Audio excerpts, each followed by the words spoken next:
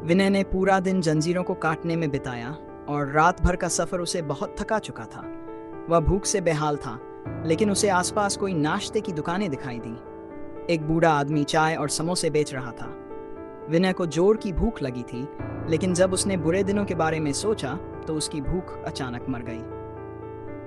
इसे भूख लगी है, क्या मत? इसके पेट से अजीब आवाजें आ रही हैं, खरगोश ने तितली से कहा। वह इंसान खाने की चीज बना रहा है। मैंने कई इंसानों को खाते हुए देखा है। तुम्हें भी अपने ग्रुप को खत्म करना होगा, तभी तुम्हें ताकत मिलेगी, वरना कमजोरी में तुम उन बुरे लोगों से कैसे लड़ोगे? तितली ने विनय से कहा। विनय ने तितली की बात सोची। भूखा रहने से कोई फायदा नहीं था, बल्कि यही उसकी कमजोरी बन सकती थी। उसने बिना देर किए दुकान की तरफ कदम बढ़ाए।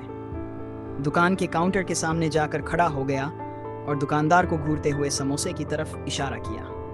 पागल हो क्या? हाथ जल जाएगा अगर मैं पकड़ लूंगा तो, विनय ने दुकानदार से कहा।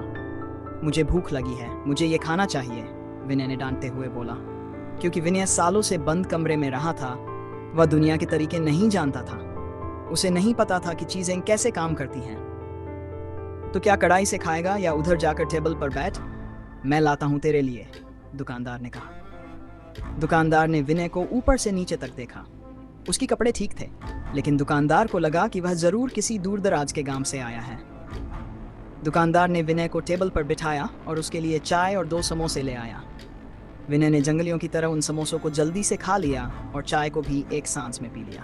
दुकानदार देखकर हैरान रह गया। कौन से जन्म का भूखा है, अभी तो तेरा गला जल जाएगा।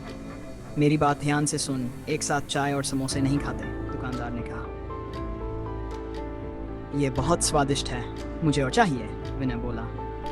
दुकानदार ने 2 और समोसे उसकी प्लेट में डाल दिए। विनय ने उन दोनों को भी जल्दी जल्दी खा लिया।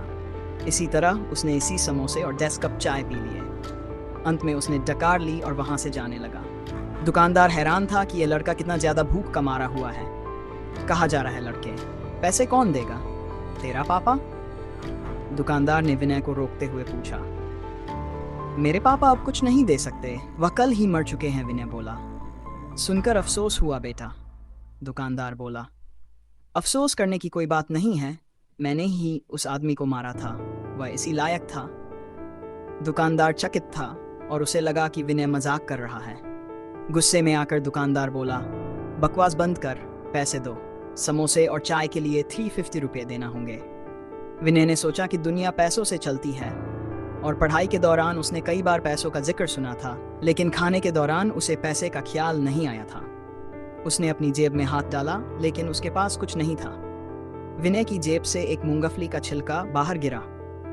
यह देखकर दुकानदार गुस्से से आग बबूला हो गया और उसने विनय को एक थप्पड़ जड़ दिया। पैसे नहीं दे रहा और मजाक कर रहा है, दुकानदार ने गुस्से में कहा। कोई बात नहीं विनय, तेरी गलती है, तूने फ्री में खाया है, इन्हें माफ कर दे, विनय ने खुद को शांत करते हुए कहा।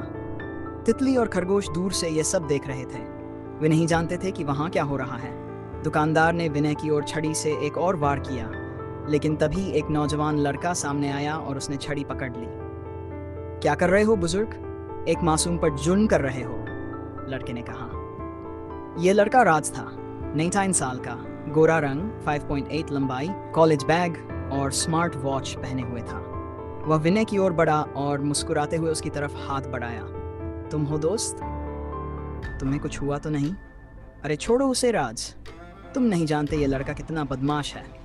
समोसे का पैसा नहीं दे रहा और अजीब अजीब बातें कर रहा है, मेरा टाइम खराब कर रहा है, दुकानदार ने गुस्से में कहा। देखो उसकी हालत तो देखो, बेचारा मजबूर लग रहा है। तुम पैसे की चिंता मत करो, मैं देता हूँ, राज ने दुकानदार से कहा।